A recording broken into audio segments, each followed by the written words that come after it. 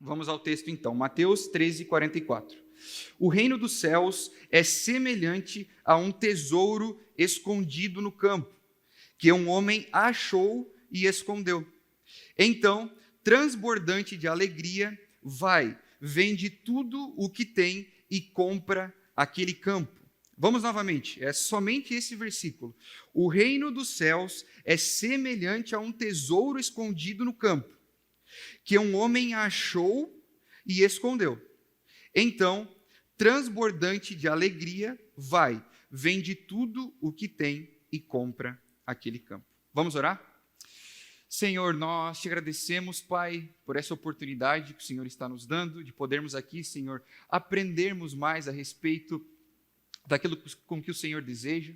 Conduza, Senhor, os nossos corações, as nossas mentes, os nossos ouvidos, para que nós possamos aqui, Senhor, estar cativos a tudo que o Senhor quer ministrar a nós nessa noite, Pai. Que eu, Senhor, não possa ser empecilho para que o Senhor se comunique à tua igreja, Pai. Nós te agradecemos, conduza, Senhor, esse culto a Ti, em nome de Jesus. Amém. Meus irmãos, nós viemos então de uma série de mensagens a respeito do advento. Nós estamos aqui durante 4 domingos aprendendo sobre o advento. A grande promessa a respeito de tudo aquilo que era contado no Antigo Testamento sobre a chegada do Messias prometido. Então nós estamos aqui, 4 cultos juntos em comunidade, nessa grande expectativa pela chegada do Natal. E nós então somos convidados, durante esses 4 domingos, a nós colocarmos um freio em nossas atividades. Nós, um tanto quanto, analisarmos os nossos calendários, as nossas atividades e, quem sabe, colocarmos uma pausa, descansarmos. Afinal de contas, só assim nós conseguiríamos voltar os nossos olhos para Cristo, para a chegada do grande Messias. Esse era o grande convite do Advento. Era isso que nós estudamos aqui durante esses 4 domingos. Mas como nós, inseridos nessa sociedade poluída, com tantas atividades, com tantas demandas, é trabalho, é faculdade, é a família. Eu ainda não tenho filhos, mas eu imagino aos pais, chega em casa muitas vezes cansado, tem todas as demandas de uma criança pequena, e aí você chega muitas vezes e não aguenta mais. Para muitos sociólogos, teóricos, eles vão determinar que a nossa geração, a nossa sociedade é conhecida como a sociedade dos excessos. Nós temos infinitas possibilidades para tudo. Hoje você vai escolher alguma coisa para comer, você gasta muito mais tempo, às vezes, escolhendo o que você vai comer do que, de fato, se alimentando. Muitas vezes, você vai escolher o que vestir e você fica perdido. As mulheres mesmo é uma loucura. Você liga a sua televisão, você demora mais tempo escolhendo o canal que você vai assistir do que, de fato, consumindo aquele conteúdo, aquele filme, aquela série. Portanto, nós estamos infiltrados nessa sociedade dos excessos. E quanto menos nós percebemos, nós somos levados a corresponder a tudo isso. Nós estamos, de fato, encharcados por isso, nós, como uma roda automática, nós estamos correspondendo a tudo isso. Mas em meio a todas essas questões, Jesus nos chama. E Ele tem um chamado para a nossa vida, amém? E nós somos chamados então para corresponder ao que Ele nos chama. Mas como que nós conseguiríamos corresponder a Jesus ao mesmo tempo que nós correspondemos a essa sociedade dos excessos? Como que nós conseguiríamos correlacionar as duas coisas? Será que conseguiríamos fazer isso?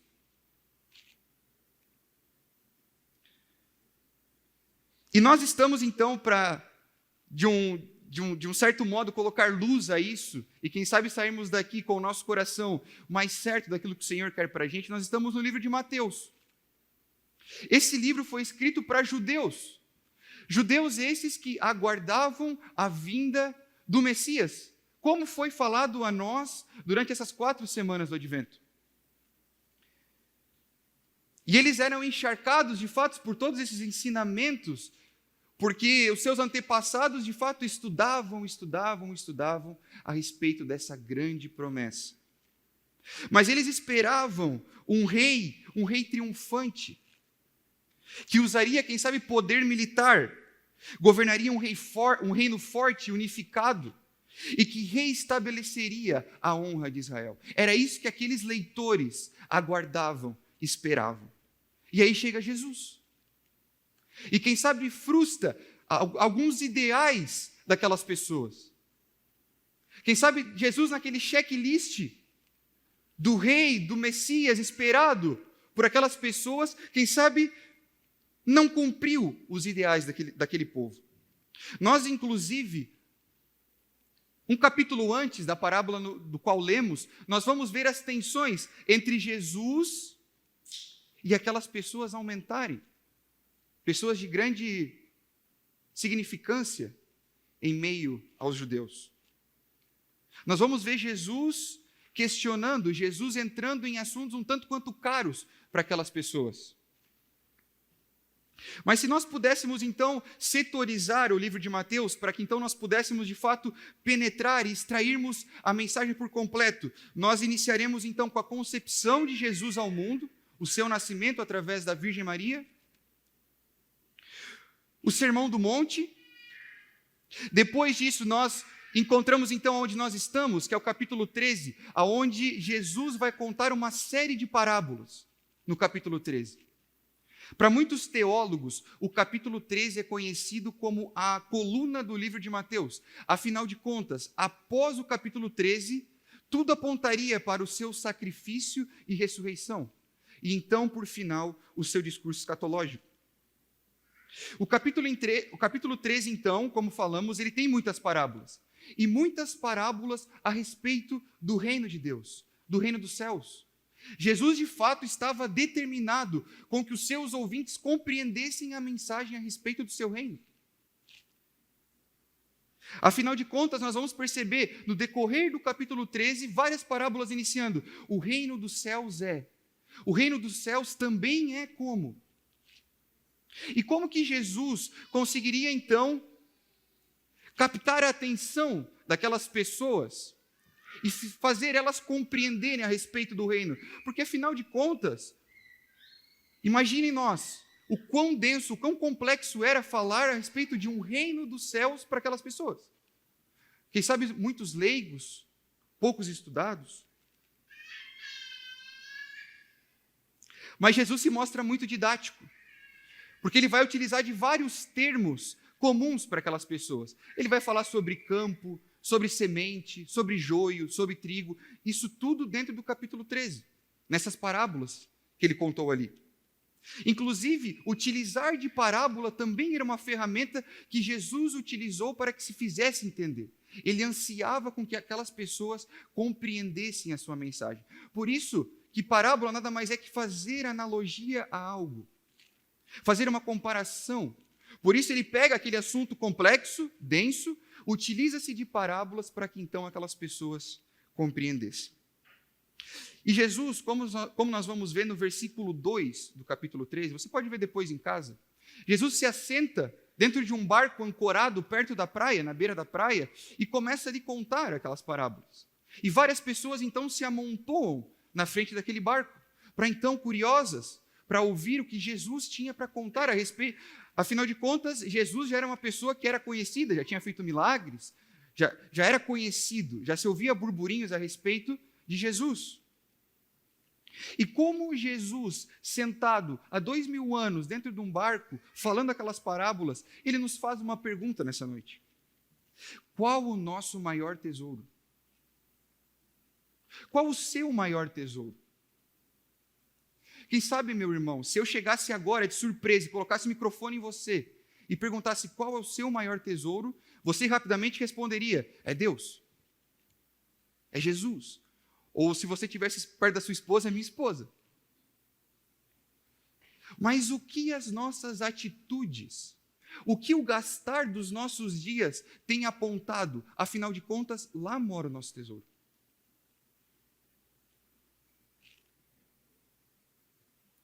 E nós podemos concluir aqui também que alguns tesouros possuem os seus valores relativos. Se nós formos comparar algo bem banal, um copo de água, talvez para mim aqui ele seja mais importante por eu estar gastando a minha voz do que em outro determinado momento da minha vida. Ou seja, ele tem um valor relativo. Mas será que existe algum tesouro que não tem o seu valor relativo, independente da circunstância, momento, local, condição financeira? E para nós compreendermos tudo isso, e setorizarmos, sistematizarmos isso na nossa mente, nós vamos dividir a parábola, então, em 3 partes, em 3 blocos. Primeiro nós vamos falar sobre o tesouro escondido. Depois nós vamos falar, então, sobre o tesouro encontrado. E, por último, então, sobre o tesouro revolucionário. Nós vamos fazer um movimento durante o sermão de constantemente retornarmos os nossos olhos para o versículo 44 do capítulo 13, para que de fato isso penetre no nosso coração. Então, a nossa primeira parte é o tesouro escondido, e nós vamos ler somente o que nos interessa nesse primeiro momento, nesse bloco. Então, nós vamos ler a primeira parte. Só tomar um golinho de água.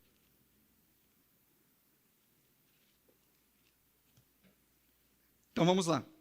Mateus capítulo 13, versículo 44. Somente a primeira parte. O reino dos céus é semelhante a um tesouro escondido no campo.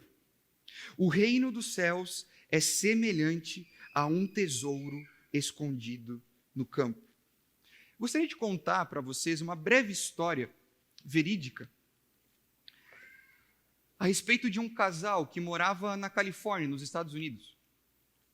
E eles compraram uma propriedade privada. Compraram uma casa para eles, onde tinha um terreno, e eles tinham o costume de todos os dias saírem para passear com o seu cachorro, por entre a vizinhança. Uma atitude comum, normal. Só que em determinado momento, eles perceberam um comportamento um tanto quanto estranho daquele cachorro, quando eles passeavam. Ele estava cavando algo no terreno da casa deles. E aquele casal, ao se aproximar daquele lugar, ele encontra uma lata. E ao abrirem aquela lata, eles encontram 1.400 moedas de ouro. Ao analisarem, então, quanto que valiam aquelas 1.400 moedas de ouro, eles descobrem que eles eram o novo casal milionário dos Estados Unidos. Aquelas moedas valiam 10 milhões de dólares. Estava escondida no terreno da casa deles. Você já pensou? Você vai dormir, no dia que você acorda, você está milionário. E tudo isso estava escondido no terreno da sua casa. Nós podemos concluir aqui que aquele casal ele não se preparou, né? Nós concordamos que eles não se prepararam para encontrar 10 milhões de dólares enterrados no terreno deles. Eles não vestiram a melhor roupa para encontrar aquilo no terreno deles. E é aqui que nós encontramos algumas semelhanças a respeito do que Jesus contava naquela parábola. Porque aquele homem, ele não faz um grande preparo para encontrar o tesouro.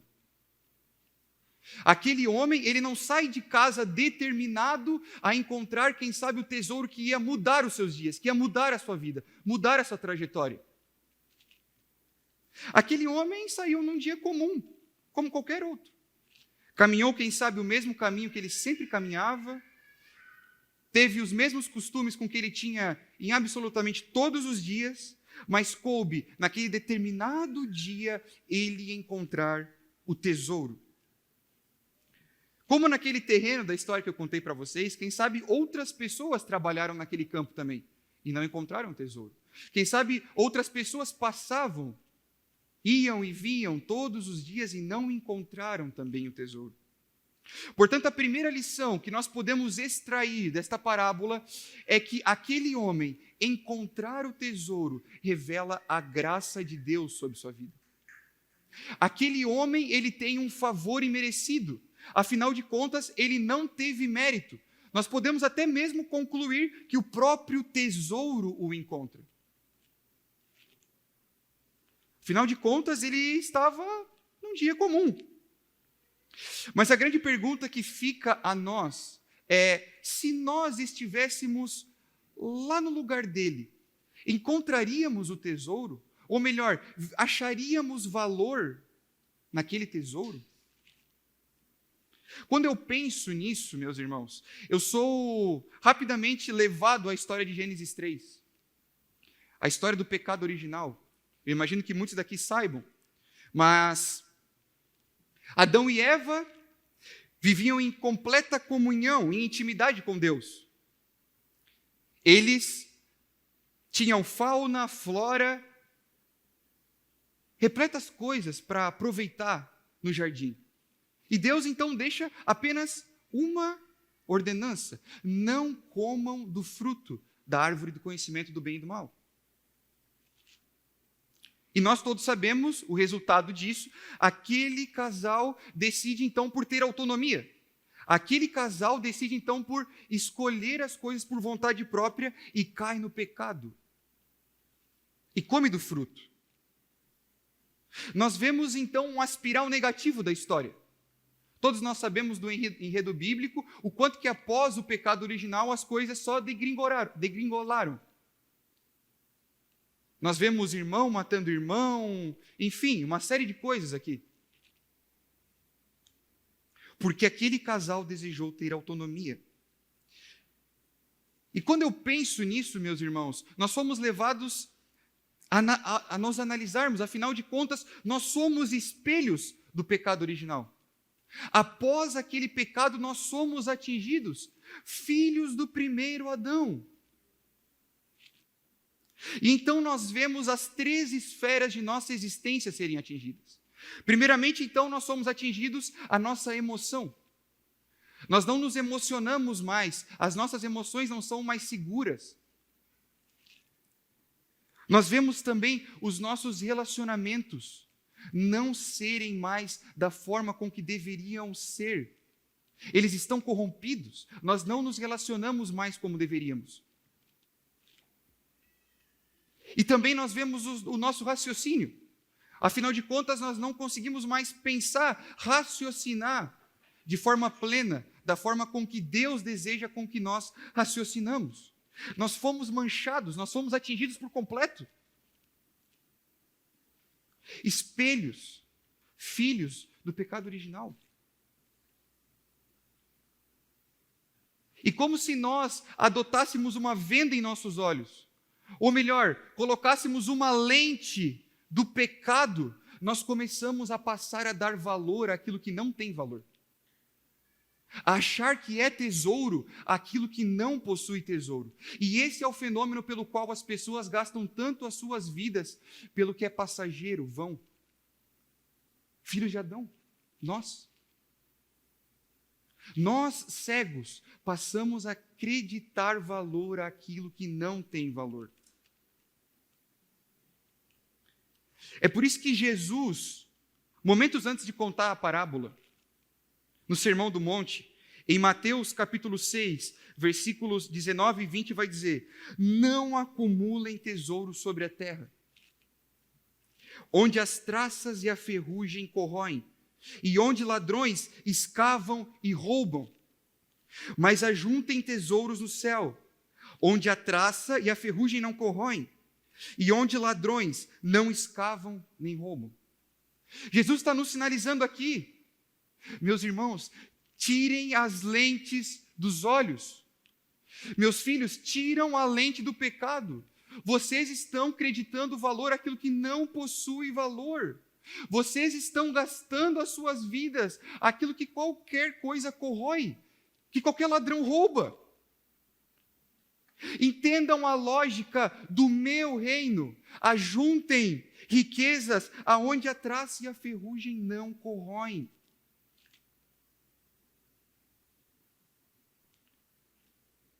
Mas mais tarde, então, o apóstolo Paulo, em Filipenses, e é muito interessante a carta aos Filipenses, afinal de contas, Paulo está amarrado, preso, literalmente amarrado, com seus pés amarrados junto a um soldado da mais alta patente romana. E Paulo escreve Filipenses, que é considerada a carta da alegria. Paulo entende. Paulo compreende aquilo que Jesus, momentos antes, tinha falado. Afinal de contas, a guarda pretoriana, a mais alta patente da guarda romana, poderia sim atingir a sua carne, a sua pele. Os açoites poderiam chegar, mas o seu espírito era inabalável. As convicções que Paulo tinha a respeito do Cristo, isso não mudava, isso ninguém podia tirar, acumulando tesouros no céu. E aí ele vai escrever, no capítulo 3, versículo 8 de Filipenses, o seguinte: na verdade, considero tudo como perda, por causa da sublimidade do conhecimento de Cristo Jesus, meu Senhor. Por causa dele perdi todas as coisas e as considero como lixo para ganhar a Cristo. Paulo entendeu. Paulo entendeu aonde valia a pena ele gastar a sua vida. Não é em vão que nós sabemos que ele terminou com uma pilha de livros e uma capa. Paulo aqui compreende qual é o verdadeiro tesouro.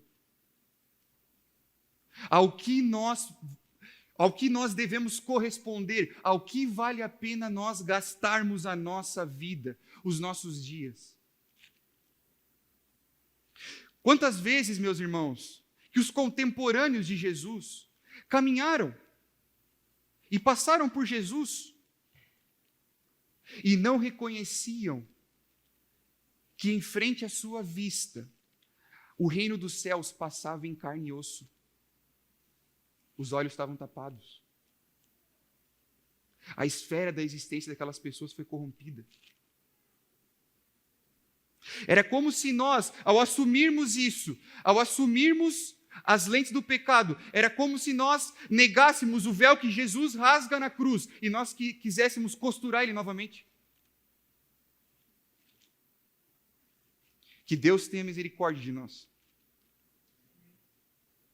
João Calvino, em seu comentário a respeito justamente dessa parábola do Evangelho de Mateus, vai dizer: precisamos muito de tal advertência, pois estamos tão fascinados pelas seduções do mundo que a vida eterna desaparece de nossa vista. E em consequência da nossa carnalidade, as graças espirituais de Deus estão longe de serem estimadas por nós na medida que merecem. Enquanto nossos olhos estiverem fascinados por esse mundo, desejosos por esse mundo, a vida eterna desaparece de nossa vista. Mas prosseguindo, meus irmãos, nós vamos chegar agora então no nossa segunda parte, que nós damos o nome então de tesouro encontrado. E nós vamos ler então uma pequeníssima parte de Mateus 13, versículo 44, somente a metade, que é o que nos interessa agora, que diz assim: que um homem achou e escondeu. Que um homem achou e escondeu.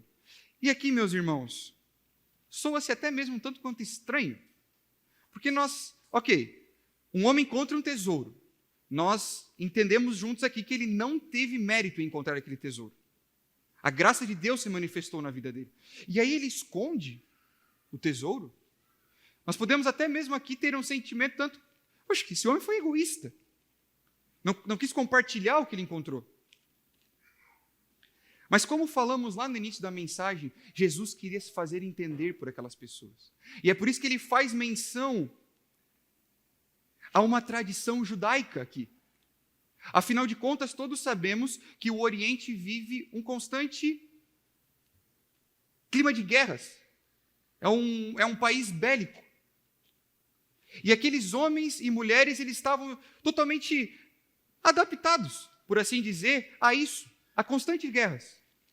Então, ao saberem da iminência de um possível confronto, de uma guerra, eles pegavam tudo que de mais valor eles possuíam, todos os seus maiores tesouros de suas casas, cavavam um buraco próximo, colocavam ali dentro todos esses tesouros, tampavam esse buraco e iam embora. Afinal de contas, a guerra estava chegando e aí destruiria tudo. Jesus, então, ao fazer menção a esconder o tesouro, Jesus elucida que aquele tesouro era o bem mais precioso que aquele homem possuía. Por isso, ele esconde. Nós, inclusive, conseguimos perceber isso no nosso próprio dialeto. Afinal de contas, quando nós nos referimos à nossa esposa, ao nosso marido, aos nossos filhos, aos nossos pais, nós também nos referimos a esconder, proteger. Mas o que nós estamos escondendo hoje na iminência de uma guerra? Qual de fato seria o tesouro que você correria, sabendo que está vindo uma guerra, para esconder? Tim Keller escreve um livro, eu gosto muito, eu imagino que muitos daqui já leram, é muito conhecido, que se chama Deuses Falsos. E Tim Keller, então, ele vai contar na introdução do livro a respeito de uma história verídica, que milionários americanos colocam os seus recursos na Bolsa de Valores dos Estados Unidos. E ali, diariamente, eles controlavam os seus recursos, aquilo ali era o que eles gastavam os seus dias. E como do dia para a noite, surge uma grande crise global, e aqueles homens veem com seus próprios olhos os seus recursos financeiros, monetários, escorrerem por suas mãos. Aquilo que eles antes possuíam, hoje eles não possuíam mais. E após isso, então, os Estados Unidos da América registra o maior índice de suicídio já registrado até aquele momento. O que isso nos aponta? Pense comigo. Será que se nós questionássemos aqueles homens a respeito do seu maior tesouro, será que eles não responderiam também que era Deus, Jesus, a família? Possivelmente sim. Mas não era o que o gastar dos dias deles apontava. Não era o que o coração deles dizia. E aí, eles fazem do dinheiro deles, dos bens materiais, um Deus falso. Um ídolo para o seu coração. E se nós fôssemos aqui definir a palavra ídolo de maneira bem simples, para que de fato penetrasse no nosso coração, é tudo aquilo que você não consegue se imaginar sem. Tudo aquilo que à noite você para, analisa e fala, eu não consigo viver sem isso. Isso é um ídolo do seu coração, ou um potencial ídolo. Não é em vão, meus irmãos, que a primeira epístola de João, o último versículo da epístola, capítulo 5, versículo 21, vai dizer, filhinhos, cuidado com os ídolos. E acaba a epístola. Tu imagina o que João pensaria de nós, meus irmãos? O que ele diria dos nossos dias? Afinal de contas, nós somos excelentes em colocar absolutamente qualquer coisa no lugar de Deus. Nós acreditamos confiança e esperança em qualquer coisa. Nós somos excelentes nisso. E quanto menos nós percebemos, nós estamos assentados em frente a um Olimpo de falsos deuses. Deus do poder, Deus do dinheiro, Deus da ganância. E nós estamos ali, firmes e fortes.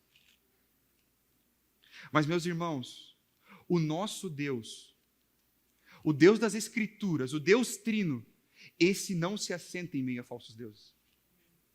Esse Deus, ele não divide a sua glória. Portanto, você, ao analisarmos o nosso coração e encontrarmos falsos deuses, ídolos do coração, que possamos, quem sabe, recalcular a nossa rota, repensar algumas atitudes. Amém? Vamos lá, meus irmãos, vamos para a última parte da parábola. Que nós chamamos, então, de tesouro revolucionário.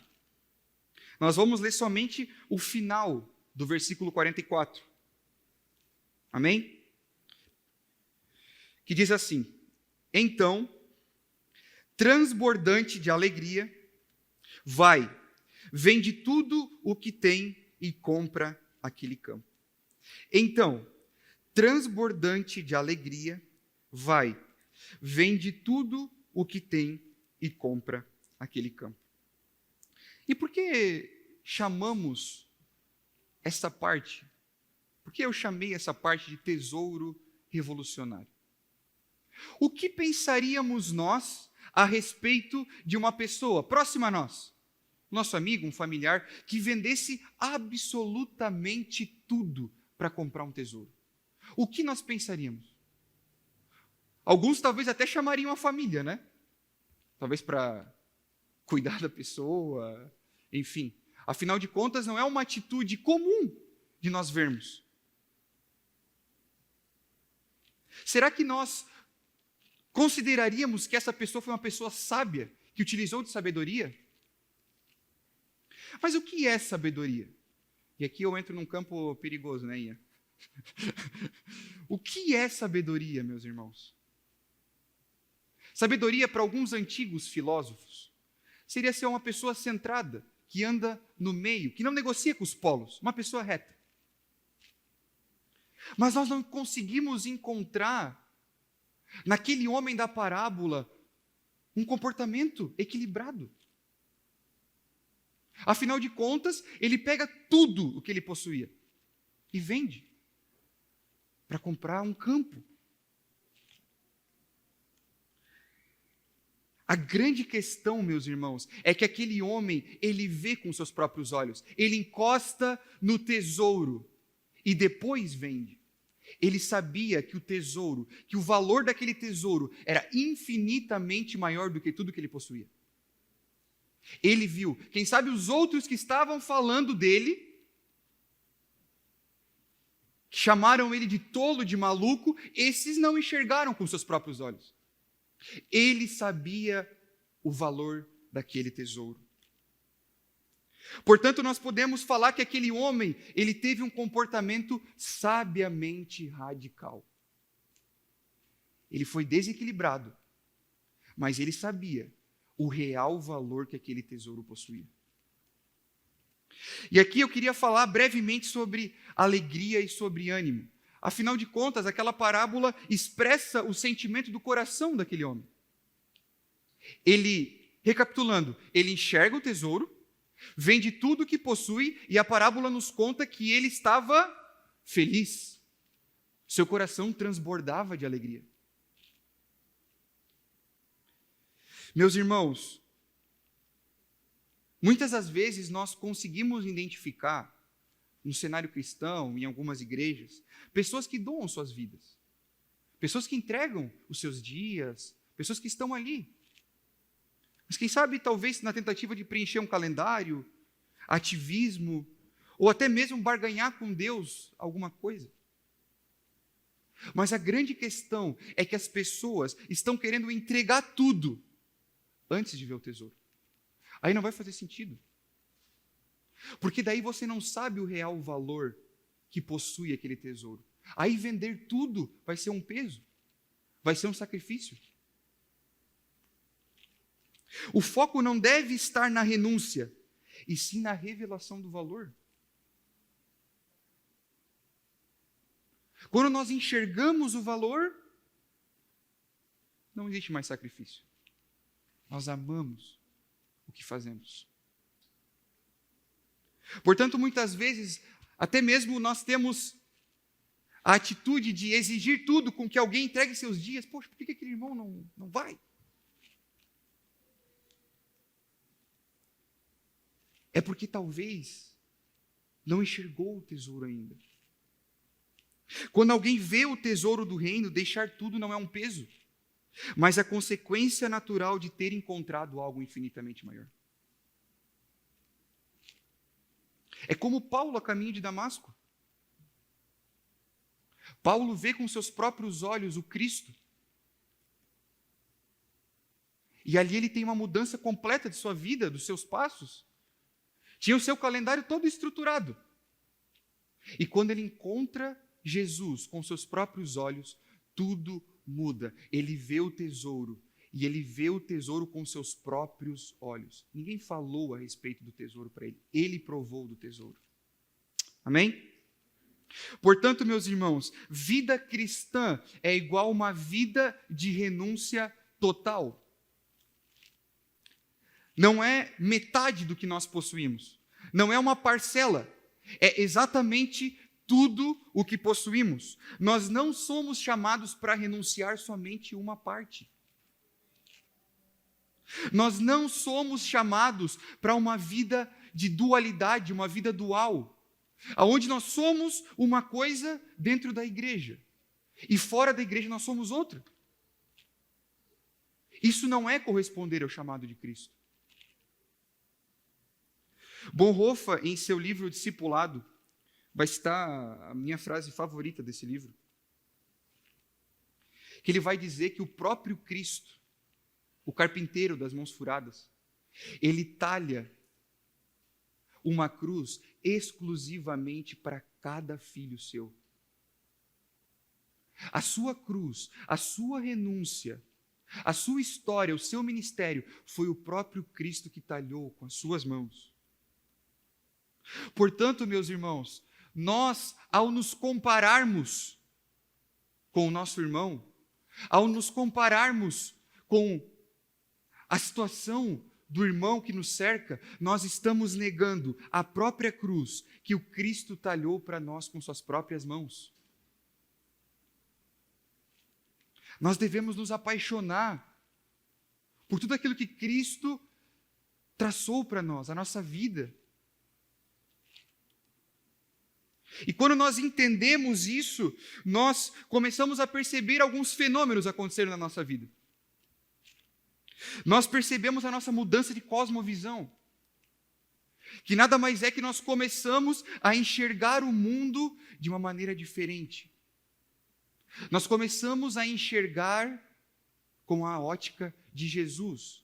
Nós começamos, conforme falamos lá no início da mensagem, paramos de corresponder a esse mundo, às exigências desse tempo, e passamos a corresponder ao chamado de Cristo. Portanto, nós passamos a enxergar o mundo da forma com que Jesus espera com que enxergamos. E aí nós temos aqui, então, uma série de características que vão mudando. Quando o fruto do Espírito começa a fluir dentro de nós, primeiramente, nós temos a nossa mudança de prioridade. O que antes era prioridade, hoje já não é mais. Nós somos transformados. A nossa percepção de valor, ela é mudada. O que antes tinha muito valor, nós doávamos a nossa vida, entregávamos tudo. Hoje a nossa percepção de valor mudou. É outra. E por último, a mudança do nosso coração, que fica explícito então na parábola a respeito do sentimento que aquele homem teve ao vender tudo. O coração dele se encheu de alegria. Quando nós temos a nossa cosmovisão alterada, o nosso coração, ele é cheio de alegria. Essa é a característica de um cristão genuíno, verdadeiro. Ele tem um coração cheio de alegria. Em todo o enredo bíblico, nós podemos então perceber vários personagens que correspondem ao chamado e outros que não correspondem. Nós temos Abraão, que não aceita nem mesmo negociar sua fé, mesmo quando seu filho é colocado em xeque. Abraão não abre mão da sua fé. Ele deixa até mesmo a sua terra em prol daquilo que Deus orientava ele. Já no Novo Testamento, nós sabemos da história de um jovem que chega para Jesus e questiona Jesus: Jesus, como eu posso alcançar a vida eterna? E Jesus fala: venda tudo que você possui e me segue. O custo foi muito alto para ele. Ele vira as costas e não segue Jesus.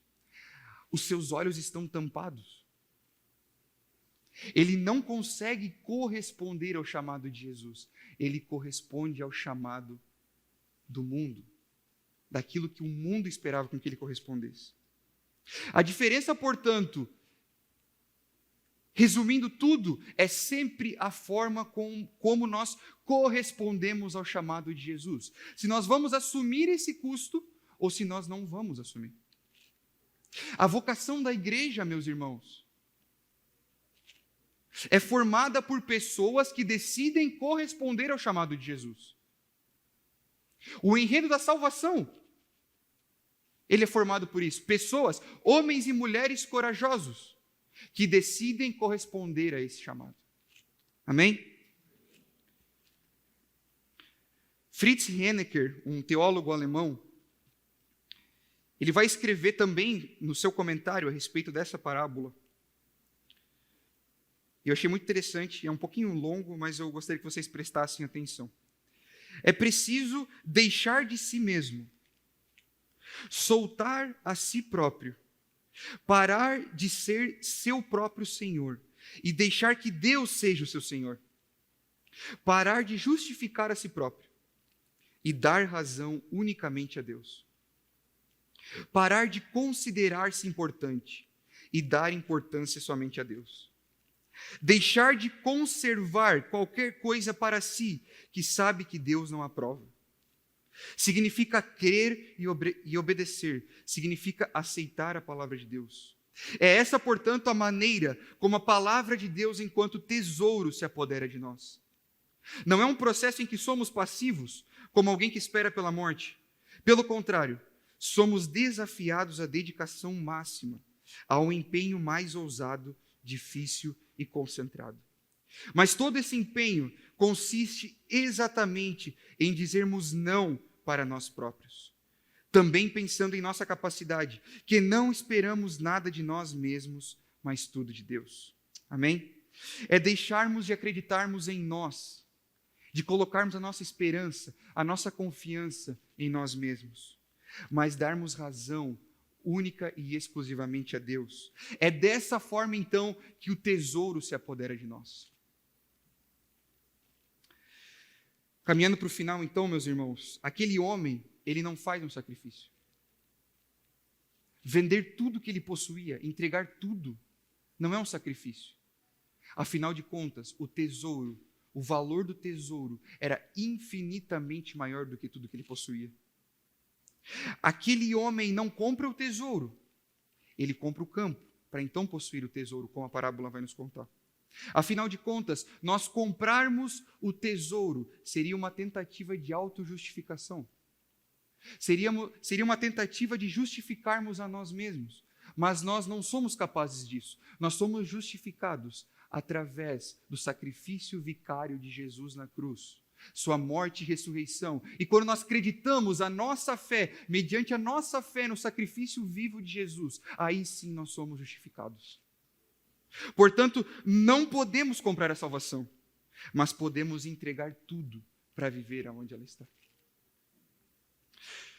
Meus irmãos, eu não sei quais são seus planos, quais são suas intenções, seus sonhos, seus projetos para 2026. Nós estamos no último culto do ano.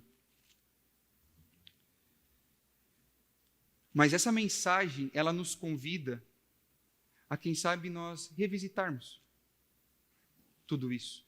E se de certa forma nós não enxergarmos pessoas dispostas a entregar tudo pelo Senhor, nós recalcularmos a rota.